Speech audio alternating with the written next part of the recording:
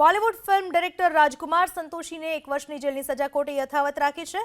Film director રાજકુમાર સંતોષીએ રાજકોટના વેપારી અનિલ જેઠાણી પાસેથી ઉછીના લીધેલા રૂપિયા સામે 17.50 લાખ અને 5 લાખ એમ 2 ચેક આપ્યા હતા। બેલેન્સ ન હોવાથી બંને ચેક રિટર્ન થયા। ત્યારબાદ અનિલ જેઠાણીએ રાજકુમાર સંતોષી સામે કોર્ટમાં 2 ફરિયાદ દાખલ કરી। એડિશનલ ચીફ જ્યુડિશિયલ મેજિસ્ટ્રેટ રાજકુમારને 1 વર્ષની સજા અને વળતર ચૂકવવા હુકમ કર્યો, જેની સામે તેઓ સેશન્સ કોર્ટમાં અપીલમાં ગયા।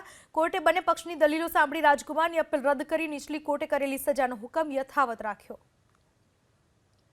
બંનેને સરખી રીતે સાંભળી અને એમનો ચુકાદો આપેલ છે અને રાજકુમાર સંતોષીની બંને અપીલ રદ કરવામાં આવેલ છે। એટલે કે નીચેની કોર્ટમાં રાજકુમાર સંતોષીને 1 વર્ષની સજા તથા ચેકની રકમ જેટલું વળતરની રકમ ફરિયાદીને ચૂકવવા માટેનો જે હુકમ કરવામાં આવેલ છે તે હુકમ કાયમ રાખવામાં આવેલ છે।